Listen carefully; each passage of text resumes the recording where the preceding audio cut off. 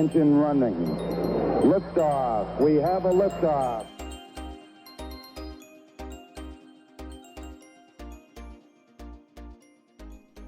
Welcome to The People's Historian, a weekly podcast that takes you on a journey through time with amazing stories from our collective past. Your host, Professor of History and Professional Public Historian, Dr. Gabriel Selassie.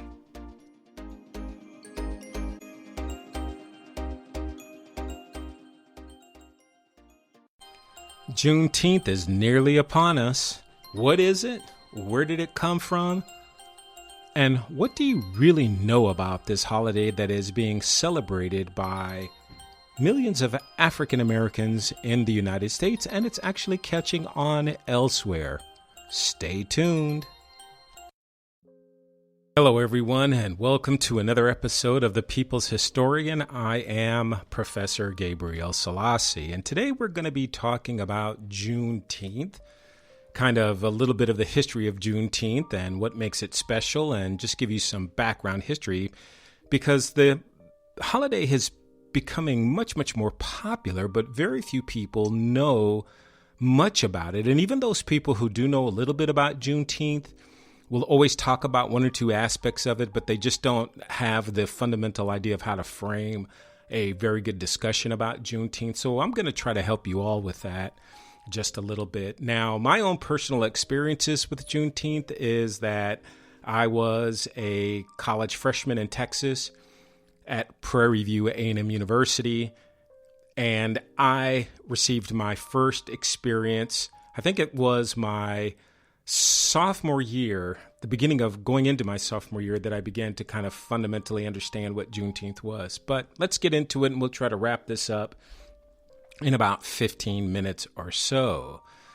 Now, Black people in the United States have been celebrating some forms of emancipation from slavery since the mid-19th century.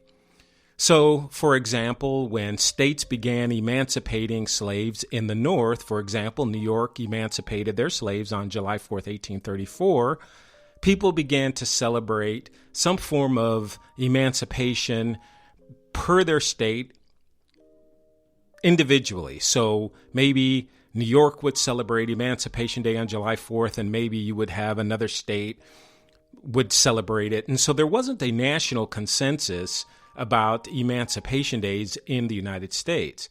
Now, there were other Emancipation Days. For example, in the West Indies on August 1st, 1834, the British Empire freed all of its slaves and began a judicious attack on slavery globally.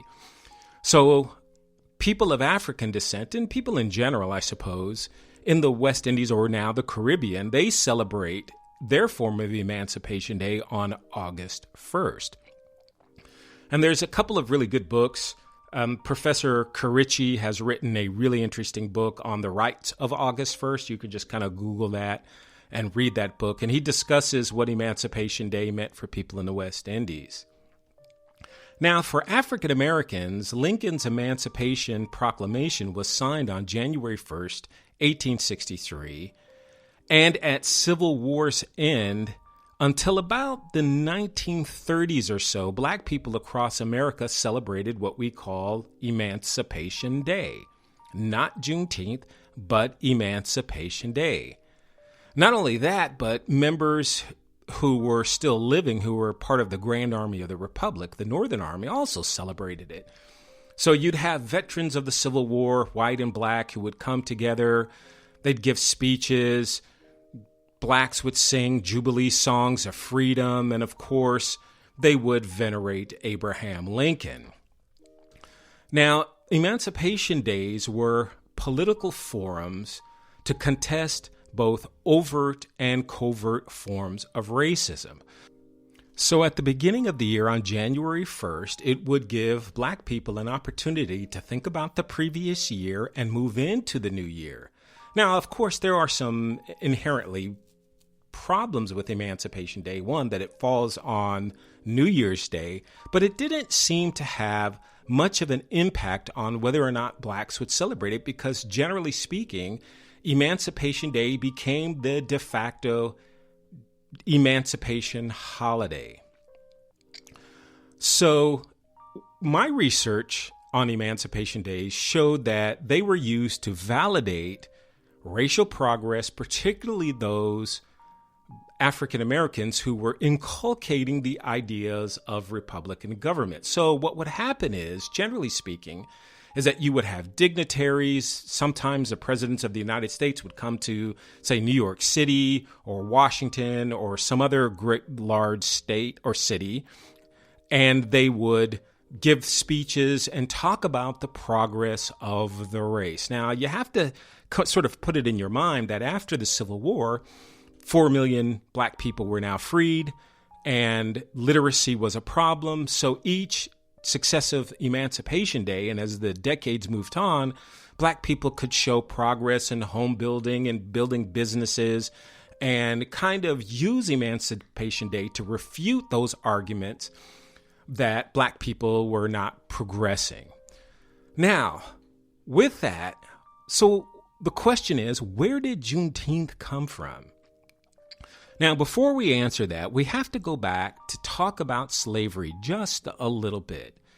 Now, what you have to remember about slavery in the United States, that it was first and foremost a form of chattel slavery, a system of chattel. And what chattel essentially means is property. So quite interesting, in America, property rights reign almost over everything else in our society. We kind of think of things like liberty and all that kind of stuff. But really, what the essence of America is being able to acquire property and to have that property protected. And if you listen to my last podcast on American policing, what you'll quickly understand is that police forces in the North were put together by wealthy whites and in the South by wealthy plantation owners to protect slaves in the South and to protect wealthy property owners in the North. And in America, we cherish the idea of private ownership almost above everything else. This is why communism and the idea of the collective is an affront in American society to so many people. It's just something that's been inherited. Slave owners and others in America were always loath to take property that even belonged to slaves. So you could have in America slaves on plantations who were in fact acquiring some forms of property. They weren't acquiring much, but they could earn money, and that property that they owned was considered sacrosanct. And after slavery, black Americans could in fact be literally burned out of their homes, but their right of ownership to the land that their homes sat on was never contested outside the legal system. So when the Civil War broke out, the question was what to do with slaves that Northern armies found on plantations. One idea was that they were just simply contraband, illegal goods, and they could be seized as such. But others feared that taking slaves from owners would be a violation of their fundamental property rights. Now think about that for a minute. A Northern army approaches a plantation and knowing that the war is being fought over slavery and that they could not theoretically take those slaves because that would be depriving those slave owners who were in insurrection, who were conspiring to destroy and defeat their own country, their property rights would remain intact. And now that's a whole slippery slope, because then we have to talk about were they in fact still part of the United States? Did they have to obey the laws of the United States? But I think you get my point here. So, in part, the Emancipation Proclamation that was issued by Lincoln gave military commanders the legal authority to set slaves free. The problem was not like today, that we have mass media, because then the only sources of information that slaves were, at least in some way, able to get was through word of mouth, what we call the slave grapevine. There were newspapers, but hardly any slaves could read, or the ones that could read were not going to show it because that was a penalty of death. Or there was the telegram. So news traveled by word of mouth, news traveled by newspapers, and sometimes by telegram.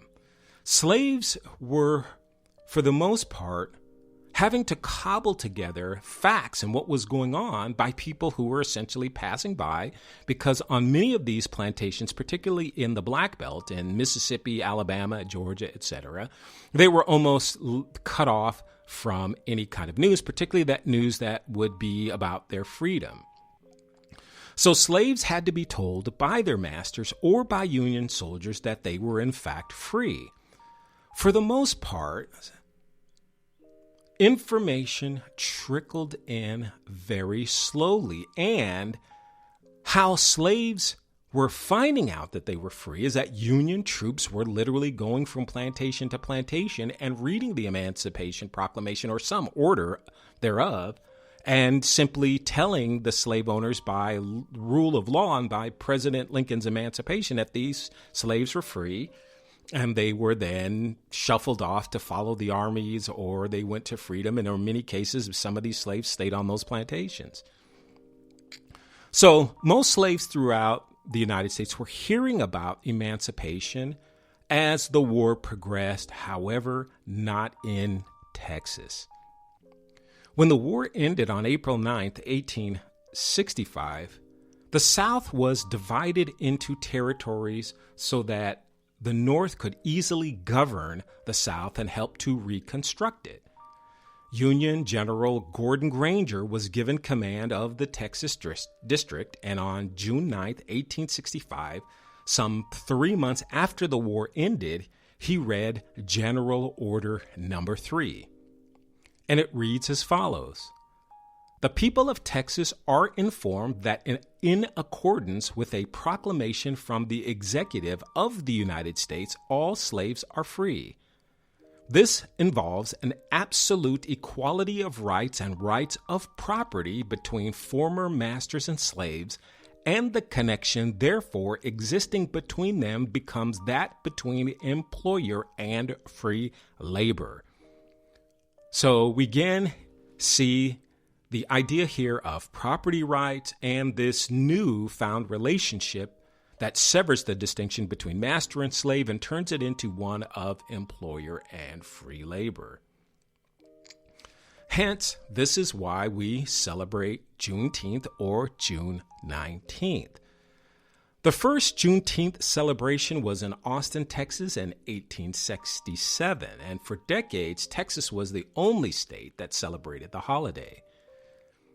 It only became an official holiday in Texas in 1980. So when I arrived in Texas in the fall of 1980, it had been made an official holiday by then, and I was perplexed by it because I had never heard of Juneteenth. Now, Juneteenth was celebrated in Texas largely from the 1890s until about 1908, 1910. But Emancipation Day celebrations were still being celebrated each January 1st. Texans were the only people celebrating Juneteenth. Now, eventually over time, Emancipation Days began to wane. And this began to happen because of two factors. One of them was the Great Depression. And the other one was that over time, Black historians began to chip away at this idea of Abraham Lincoln as the great emancipator. If you're interested, there's a great book by Lerone Bennett Jr., who is one such historian. He has a really interesting book called Forced into Glory, Abraham Lincoln's White Dream. I think it was published around 2000 or so. But people like Lerone Bennett and others began to chip away at this idea that whether or not Lincoln actually freed the slaves or whether it was a political, tactical decision, all of these kinds of things, a whole different discussion. But nevertheless, so Black people began to slowly turn away. Now, I read an interesting article about Black people in Los Angeles around 1935, and a reporter from the New York Times asked a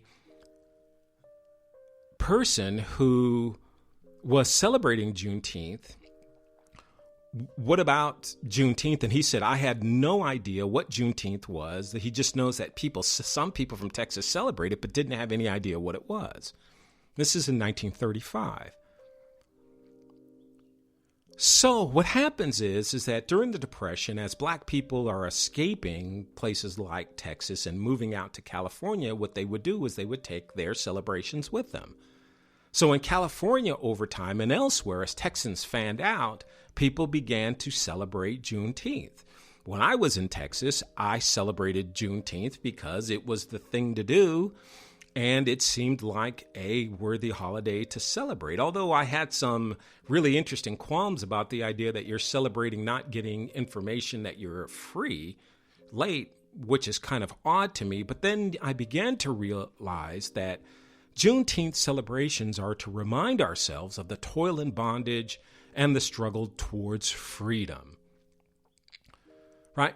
Juneteenth celebrations are sort of a reminder of the pernicious nature of slavery and how one could theoretically be free, but not free in actual reality. Sort of like taking lemons and making lemonade, I suppose. Now, what's interesting about Juneteenth is that there are no real definite rituals associated with that. There's a new flag that's been produced that I've seen a couple of people writing. A couple of authors have written books about Juneteenth celebrations, etc. But maybe the rituals will come later. There's been some talk about, doing things like having some type of meal on that day that would commemorate slavery, etc. But that's something to think about, and that might come later. So there you have it, the essentials of Juneteenth. I am your host, Dr. Gabriel Selassie, the People's Historian. Thank you for tuning in.